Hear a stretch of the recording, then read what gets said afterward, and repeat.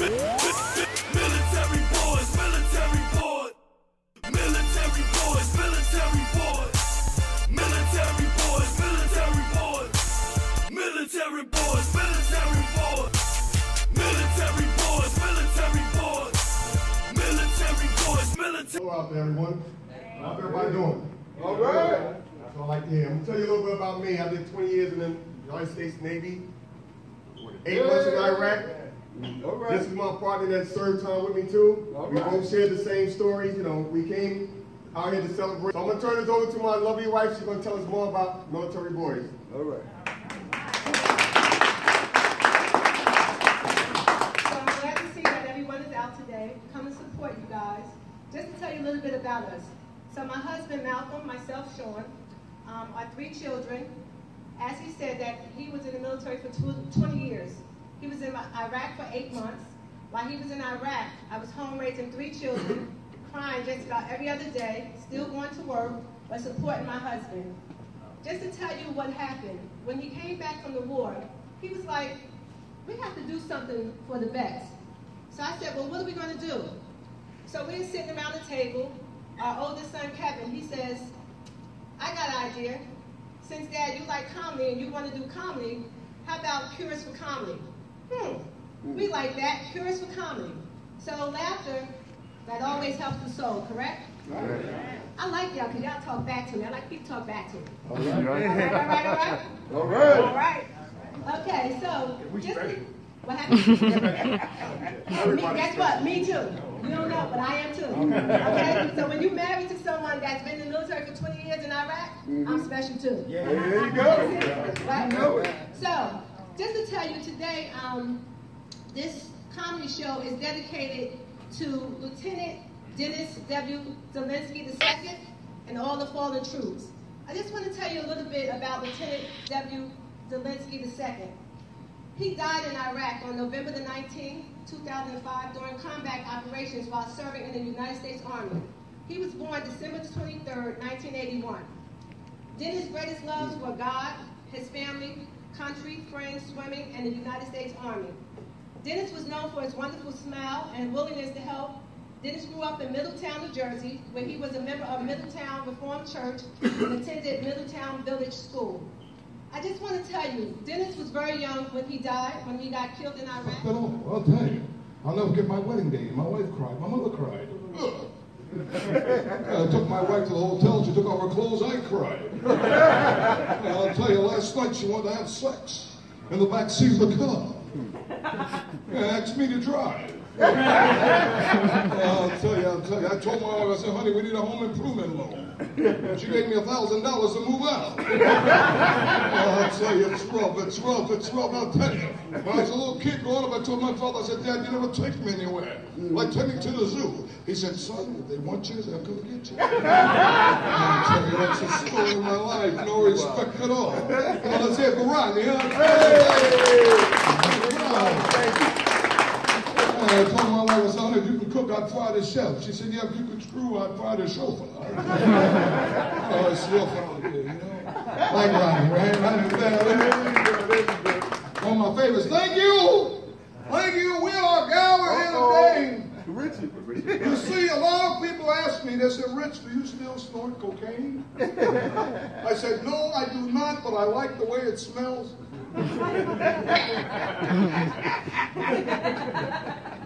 I seen a billboard on the way coming up here that said, if you are an alcoholic, call this number. It was a liquor store. I love what you cry. Love what you cry. Yeah. Now, if you're happy to be an American, that means you clap. You're happy to be an American. Love being around women. That's why in high school I became a male cheerleader. It's coming Now, you ever notice in school how the way women cheer, for instance, Chinese women, when they cheer, it's like, kick the ball. Kick the ball. Kick the ball. Kick the ball. Now, white women are a little more smooth when they do it. They get to it. 2, 4, thick, they, yay, cherry. But black women, they got that rhythm soul. They put a little more into it. Come on, help me out with this, please. Come on. All right, come on in the back of the seat seats. Help me out. All right, we go now. Now, this is the way I did. Now, black people, help the white people keep the rhythm. This way. All right. The black women here, right? We go. Oh, yeah.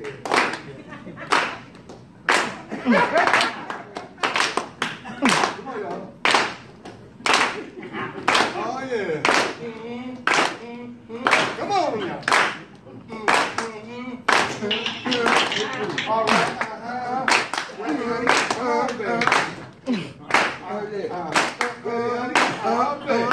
Snap.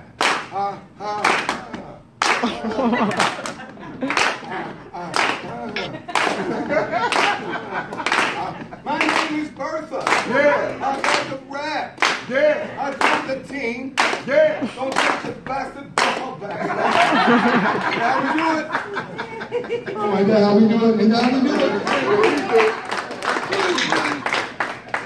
Mike Tyson, you just won the fight. Where you going? Ooh, I'm going to prison. If you think someone's wrong with Mike Tyson, let me hear you clap. You think someone's wrong with Mike Tyson? Don't worry, he ain't here. But they don't make fighters like they used to. Nah. They used to have great fighters. Like I thank God for Muhammad Ali. Give him a round of applause.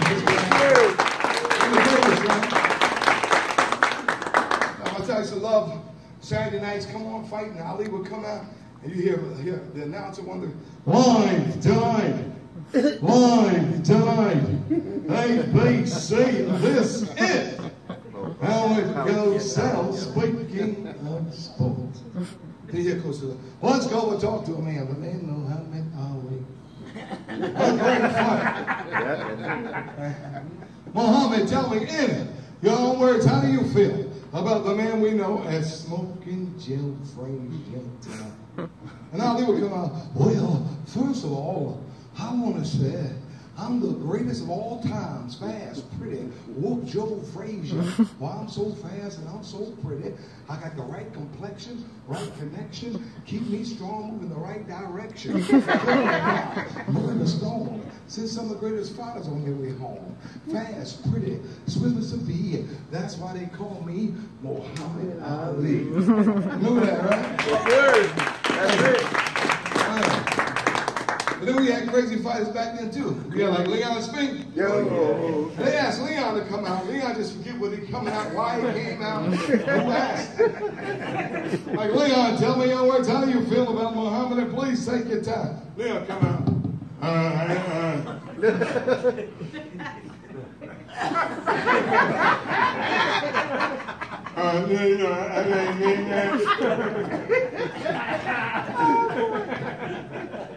Where we at?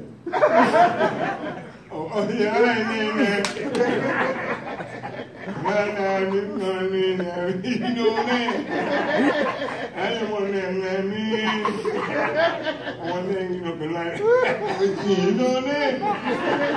And being the man, you know, sometimes it didn't matter. Didn't matter.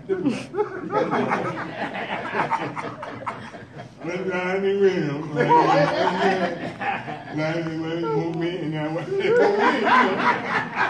And you do, man. I mean, all day. Okay. You ain't doing that. You doing that? Right, man. And that's all I got, name. I love y'all better than y'all. Thank you very much. Because they don't make fighters like this. When I first heard Mike Tyson speak, I died laughing. Here's a guy, 230 pounds, all muscle, looked like RoboCop, but sounded like Roger Rabbit. Remember when they first brought out Mike, let's get ready to rumble. And now the former heavyweight champion of the world, Mike Tyson.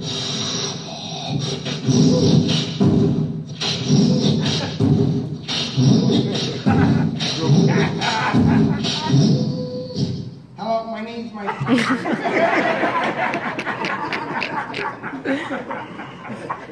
Hello, I'm the heavyweight champ of the world. No one can beat me. No one can beat me. I don't know, I failed to feel. I've been thinking about this moment every one thing. I'm a champ. I'm a champ. I went to the same college as Elmer J. Fudd.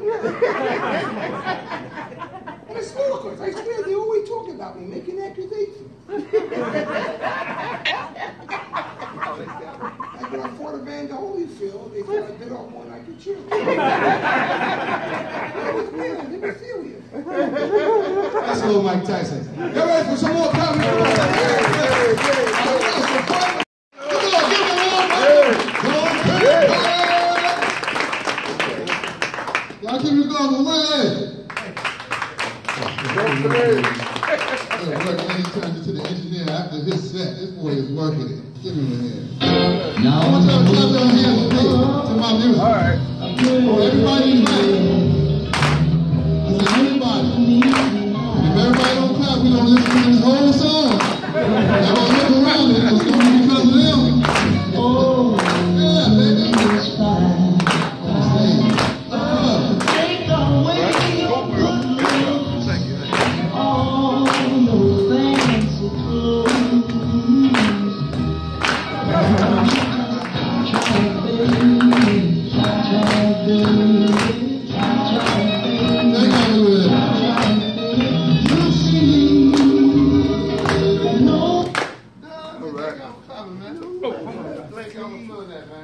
I turned it off. Yeah, I turned the whole thing off.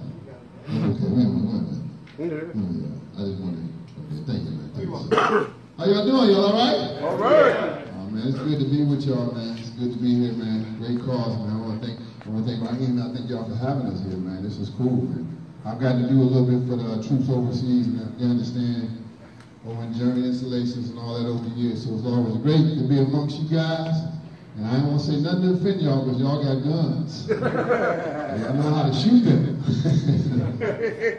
I'm just glad to be here looking around. Y'all look good though, man. Y'all look good. Get all your teeth and stuff. And that's cool. But you got them in, which is even great, man. I got a receipt for mine. Yeah, so you got a receipt for yours. No doubt, man. I just like that, man. That's cool, man. Like, some people don't care about teeth. You go to certain places, people don't care about teeth no more like they used to. Just don't care. I was in this place, and I ain't gonna tell you where it was, but y'all might be from there. Anybody here from Arkansas? Yeah, I say I was there. I never saw so many missing teeth in my life, man. People just bald-headed, in the mouth, all over the shit. Even the animals, man. I had a dog barking at me with a missing front tooth. Not the canine, but the front tooth. It just sounded like he was speaking. Rufus. Rufus. Rufus. They didn't taught this dog how to say his name. Rufus. I'm glad to be here, man. This is cool. I'm looking around, man. I like to always be thankful for where I am, man. This is some official stuff, so I like this. Because, you know, I'm a comedian, I've been for a while, and I don't get to play a lot of, like, nice comedy clubs, you know. We got to play a lot of, like, roughneck, cutthroat clubs. You know, the type of clubs where they pay you your money balled up. You know, and always with that pressure about, like, it might all be there, but what if it ain't? Huh? You know, that pressure, man. You know? I'm just trying to make people laugh, man. I'm trying to get involved that, man. And then you get people in those clubs who like to heckle from the audience. And sometimes that exchange can be fun, you know, until you get somebody who get mad for real. Like one time I had this guy get mad at me one time and pull his gun. Right? And you never think that would happen to a comic. He's one of those crazy dudes, you could tell he was like suicidal, homicidal, but slow all at the same time. And that's a scary combination because he didn't even really know. He pulled his gun like, man, I killed me and you.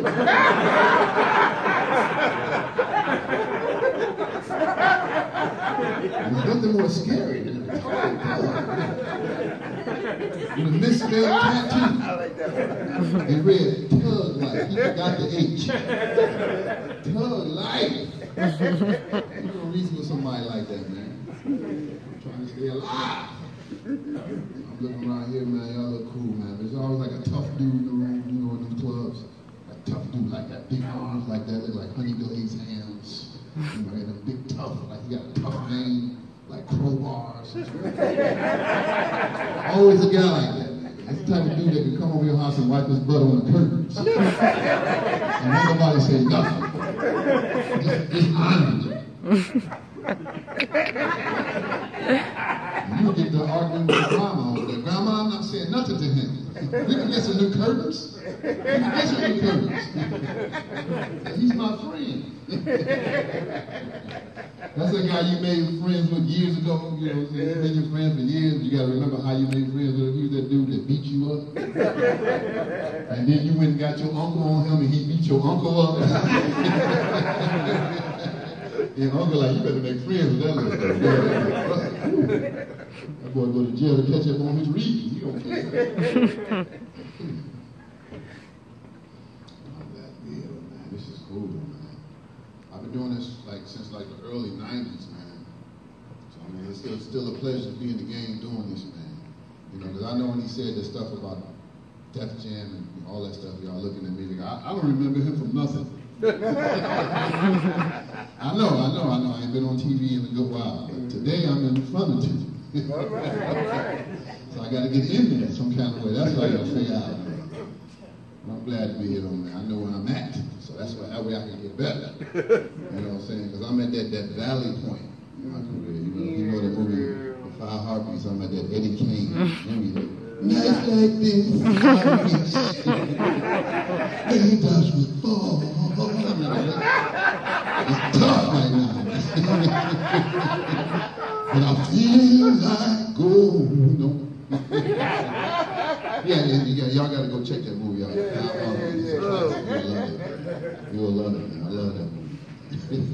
That's one of my favorites. That's one of my top 10, I think, right? But me and my boy, we were talking about the Warriors. How many people remember the Warriors? Yeah, Warriors.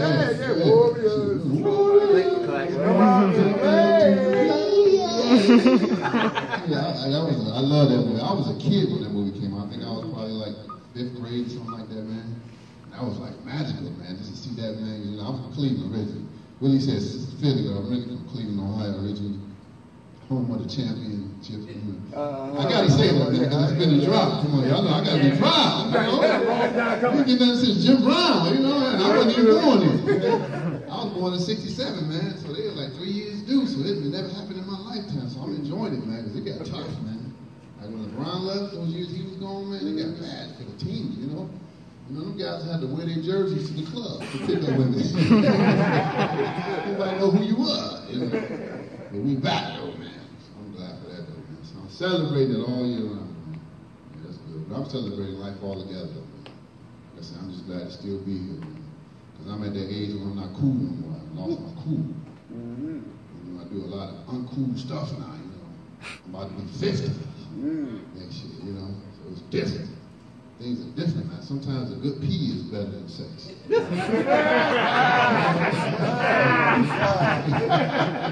that age, and stuff like that starting to happen. I want to grow flowers in the gardens and stuff now. I'm interested in this stuff now. I'm gonna just feel like do all that uncool stuff now. Like I'm that dude that go to the club and have to take a dump. You know what I mean? There always was that guy, but now I'm him. So, you can't take a dub at the club. Not cool no more, man. I'm getting on. This is cool. It's a blessing to be able to get this old, though, right? Oh, yeah. That's what I'm talking about, man. I'm just trying to do it. Yes, sir. Yes, sir. I come from a family of predominantly women, man, so I always like to salute the ladies in the room, always, because I come from all women. I was that one boy that had all the sisters in the neighborhood. You know what I'm saying? And one time I lived in the house with my mother, my 4 sisters, my grandmother, 2 aunts, and 1 female cousin. That's like he said, the only thing with 3 legs, that's my grandma. Leave that boy alone. It's tough when you live with women though, man. You know, I'm all boy. I was always all boy, but you know, it's just like when you live with women, man, you pick up a lot of crazy habits that you don't need to have. Like, you know, like I can pop gum, I can jump rope, I can braid hair. When I pee, I sit down sometimes. All that, you know, because it became more comfortable and I made it work. But I always said, look, the single moms, man, my mother, she was a single mom for like a great period of my life as a kid, you know. And that's always tough when a kid, you know, you're a single parent, you know, a single mom, you know, so, you know, I had to deal with all the different personalities of the men, you know. Not saying my mother was like loose or nothing like that, I'm just saying over the years, the guy, you know. Oh, man, you know what I'm saying. Yeah, this one guy, he was like really petty. I'll never forget when they broke up. He wanted to take all his stuff back. You know, even the stuff he bought for the kids. You don't do that. You know, because kids, you don't know about all that. I'm like 5 years old, man. He come up on me on the playground like, look here, your mama broke up with me. I'm gonna need this big wheel back. And I'll never forget how he just looked back at me like, it's time for me to be a man. I'm like, at 5? I'm trying to plead with him. Wait a minute, Mr. Uncle. Talk to her and see what I can do. I was selfish. I'm gonna whip my butt too. My mother was one of those women when I was a kid, man. You know, she was built like Serena and Venus, you know, like a big, strong, boned woman, man. So when she whooped you, man, I mean, she had good arm movement and everything. She just whooped you. You had to do something just to break that up so you could make it through. So I would just always do something crazy like, hold on, wait a minute. And let me just stand here and be who I am for a minute. And I knew she was going to kill me. I just needed those few seconds to collect myself so I could make it through the whooping. I love her, though, man. She did what she could, though, man. She tried to make it work for me, man. Mom was good to me, man. She taught me a lot of stuff, you know. Taught me how to survive during the tough times, you know. And it's tough, and that helps me now, like when I'm behind on bills and stuff like that, man. I hate that. You ever get so behind on a bill to where you got to go down to the headquarters building and pay it in cash at the window? Because they ain't taking no more your checks by phone, money or nothing. You better pay in cash at the window. We cut it off. It does tight. This ain't the time to be loaning people money either, especially more than $20. That's the most I can loan somebody. You can't loan nobody like $100. You'll never get it back like that. And I hate that jibble stuff, man. Try to pay me back in halves, maybe even quarters. Don't be giving me like $8.50, $7.13, $5.28, plus I helped you move your couch, now I owe you. Like, no, man. And if you let people, they do you like that, right? Yep. That's your fault. You shouldn't let that happen. Because people do you like that, man. So I don't even like to loan people money, man, you know? Because people don't pay you back like that. Some people owe you money, ain't gonna never pay you back. I know that's a double negative, and I'm going to say it again. Ain't going to never pay you back. You know it, and they know it. But somehow, you still remain a friend or family member. And if you can do that, you got an awful big heart. You should be proud about that. That's something to be proud about. That's the good work you did. But I got to work on it. I got to do something. Because I can't. If somebody owe me, I got to do something. Like when I'm over their house. Just break little stuff. Just little stuff all over their house. You know, stuff they won't notice right away. But eventually, you know, like the jet steam button on the iron. I just take and rip the number 7 off the telephone dial pad. Break the line of the refrigerator door also won't close. You know, this stuff is iron out here. This big iron for a little while. You know, he called you on the phone, man. You know, one of my kids been put a slice of bologna in my new Blu-ray player. Oh, that's terrible. I know that's not right, man. I'm working on that. I know what you're saying. That ain't gonna get you your money back. I know, but he won't have it. He's gonna figure out some way to pay for all this stuff I'm breaking, I bet you, before he pay me back. People do that too. You ever had somebody had an audacity to ask you for money when they already owe you? Yeah. How could you even start a conversation like that? I know I owe you 100, but let me hold 17 right now. You know, like, no, man, what are you talking about? You know? Like, no, it's only 17. Like, well, if it was only 17, you'd have it. Like I said, people do you how you let them. But I'm working on that, though, man. Like I said, man, my grandmother is, she's been gone for like, maybe about 7 years now? Maybe about 6, 7 years now? Something like that. Yeah, my grandmother passed, man, you know. Best influence in my life, man. She was like a total real person, man. I love her. She was true to herself and what she believed, even people didn't believe it in her.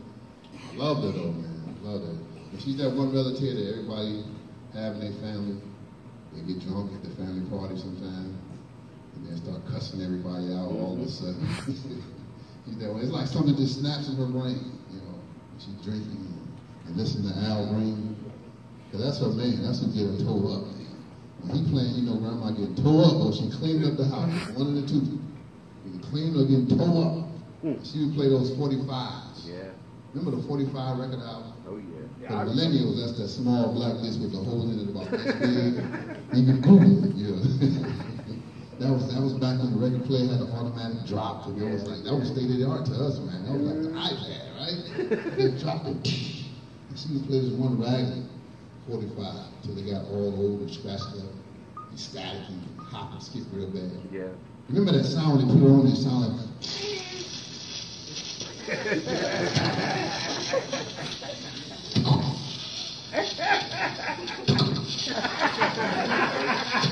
It's good. Then the music finally started, you know, Al got that organ and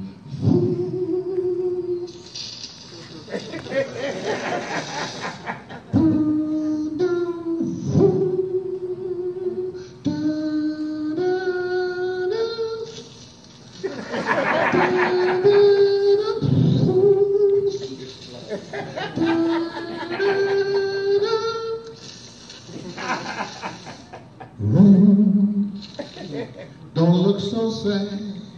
Boom, boom, boom. No, it's over. Okay, great.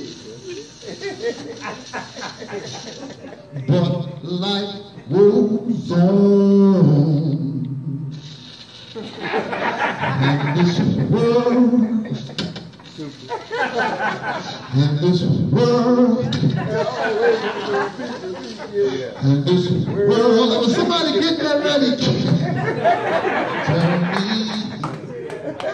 Like, I'm gonna be like, put a penny on it, baby. It's all because you need to wait, you know, this is listen, Google. Yeah, right. And you say to millennials, right? Why you pushing me, yo? Man, I'll never forget that though, man. Like I said, she turned the party out, man. I'll be playing in the background, man.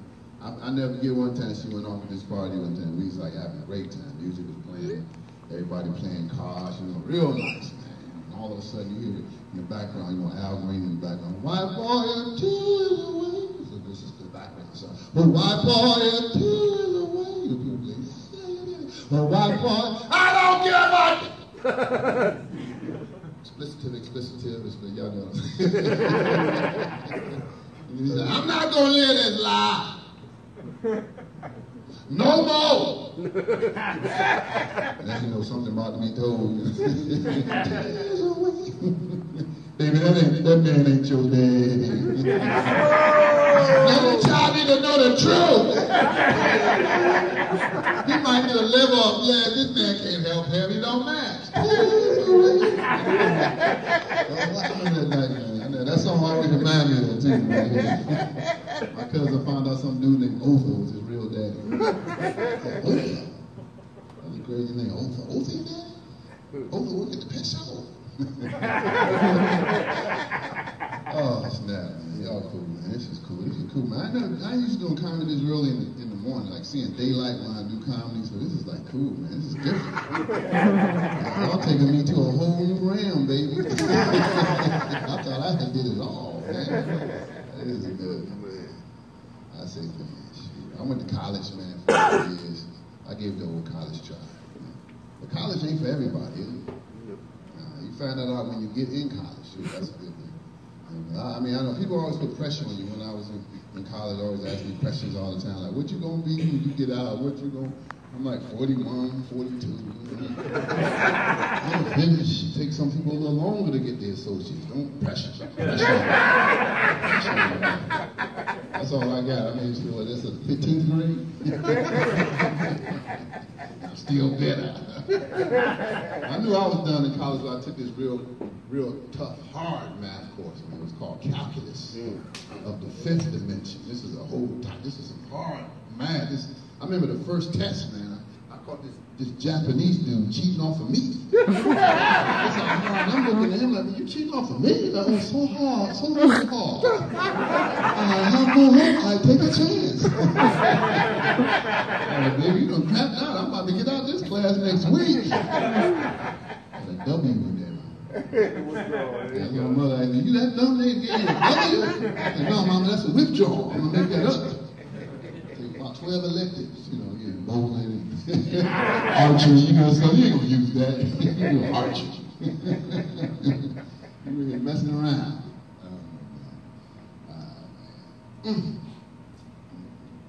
I knew what really got me though, man. Student loans. I was just telling my English, I'm at the point of like, I'm like $4,500 away from paying off my student loans, right? And I'll be 50 in February.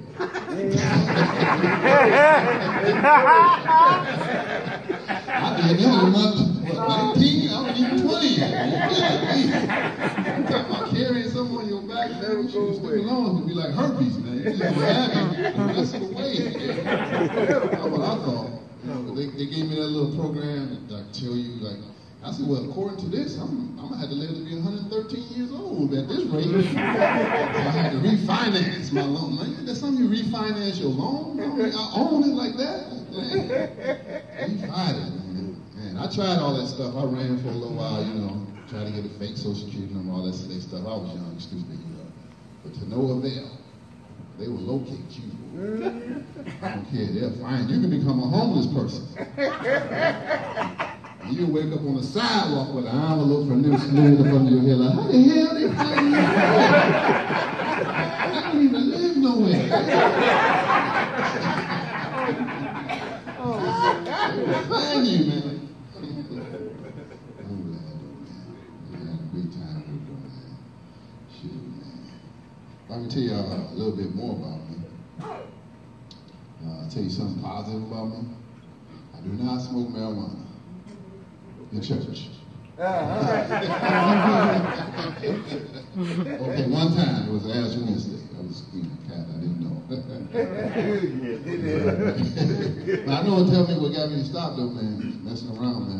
I got caught with it on the freeway, man. I was in like Mount Airy, North Carolina. I was riding down the highway, me and my boy, he smoked, he get in the back seat and fall asleep, leave me up, driving by myself. You know, I'm driving, man. You know how when you're drunk or high, anything that come on the radio just sounds so good because you open up to it, you let it go. I'm driving down the highway listening to Billy Idol. Love it, man. It's just coming up.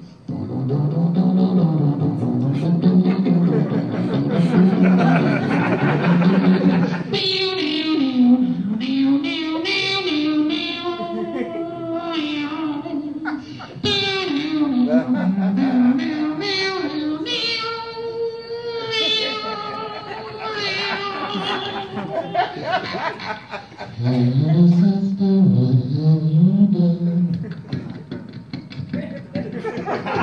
Hey, little sister, who's the only one? Hey, little sister, shotgun. It's a nice thing to start again. Cruising down the highway. Doing about 12 miles an hour. I see the popo lights behind me. That's when the light just flash. Like, woo! You're like, oh man. My boy's still sleeping. I'm just sitting there by myself. You know how you're like drunk or high, you try to make yourself look like you're not. So I'm working on my face, trying to open my eyes up and all that. Then he come out and look all crazy. Right? And I can hear him getting out of his car too. He's like,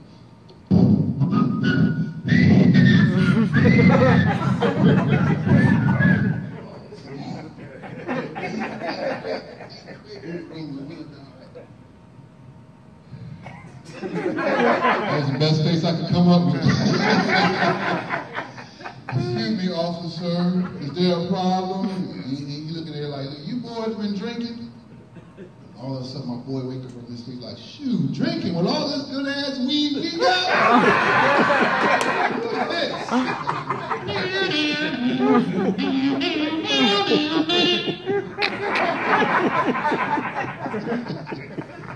Oh, but I learned. I said I was gonna start going back to church. I said, amidst all this craziness, get myself back together. I actually come from a crazy, religious, diverse background. I got a lot of different denominations. like right in my immediate family.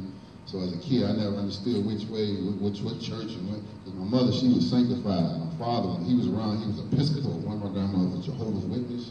The other was Baptist, and they sent me to Catholic school. It's all at the same time. Like, so sometimes throughout the course of a week, I'll be in Kingdom Hall, Mass, church. So I kind of strayed, man, you know, but I never stopped believing and trying to be the best I can be. You know, just straight and say, I'm gonna get it back together. I used to go to church with my Baptist grandmother. She went to one of those churches that used to be the grocery store. You know, on the corner right there. Somebody doing some tax shelter stuff. Like, he don't really know the word. You know, get that, you know, got that reverend. He just got that powerful voice. That, like, the women like his voice. It's strong. Like my grandmother and her friends, they sit right up front because he was like, whoa, Lord. I said, whoa, Lord.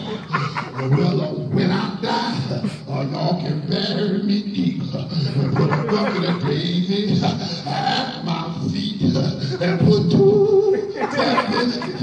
I said 2 fat biscuits in my hands so I can sock my way to the promised land. Oh, Lord. And I was and I know he hadn't said nothing. Like, Grandma, he didn't even really say nothing. Oh, that dude, man. That's what I just said. But it delighted my heart one Sunday to see him get stuck in his sermon. He had a mental block for a few seconds. Just for a few seconds. You know, he got to get the guy. He don't work his way out of it. Just for those few seconds, it thrilled me. He had to deal with truth, and I love that most of all. You know, because he was up there once again like, whoa, Lord, whoa, Lord.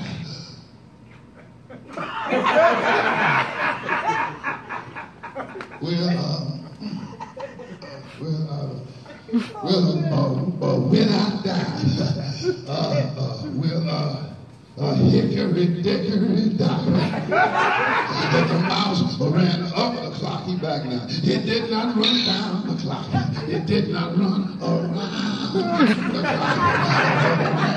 Up the clock. Oh Lord, oh Lord.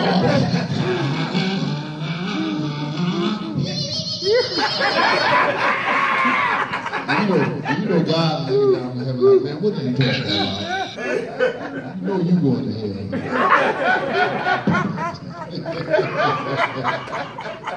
Yeah, but I'm going to get out of here, man. I want to thank y'all for listening to me, man. I want to say once again, God bless you guys. He said, look, the offer is on the table. So I'm sitting on the front steps in the snow just mad. But God looked out. Because the neighborhood crackhead, he was walking down the street, and he saw me, and he said, Charles, you want me to get that for you? I said, how much you going to charge me? He said, man, give me about $7. I said, bet. So he started shoveling, and I went in the house to get the money, and I got mad again. All I have was all 20s. And I said, I know he ain't got no change. And you know you can't trust no crackhead to go to the store and get change. And it'll be about 5 months later, and I'll see him. And he's like, you know what, Charles, I ain't forget about your change. And the only thing I can say is, man, just put that towards how much you're going to charge me to cut the grass. It's summertime now. You know, speaking of crackheads, my sister used to be on crack. And I remember one time she came by my house and she had asked me for $10. And I gave it to her. And a friend of mine said, man, why you give her $10? You know what she's going to do with it. I said, look, I'd rather give her $10 while I'm here than have her come back while I'm gone. And she take close to $1,000 worth of stuff. No, because I had to learn my lesson with my sister. Because it was a time before that, she had asked me for some money, and I was in a bad mood, and I said, no, I ain't giving you nothing. And I forgot my cell phone was near, and she messed around and stole my phone. I had to take and call my own phone. She gonna answer it like it's her. She was like, hello. I said, Chrissy, why you steal my phone? She told me she ain't steal nothing. She don't know what I'm talking about.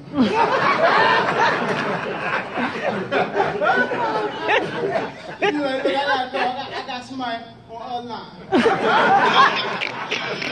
And she had me going too, because I was like, all right, well, if you my phone. You call me at the house.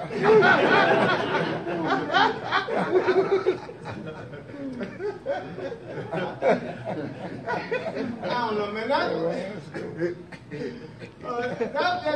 a rough winter, man, because you know, especially like that February, because I had a whole lot of shows get canceled, so I had to make payment arrangements on my bills, and I even had to cancel my mortgage payment for the month, but I was going to double up the follow, you know, the next month. Yeah.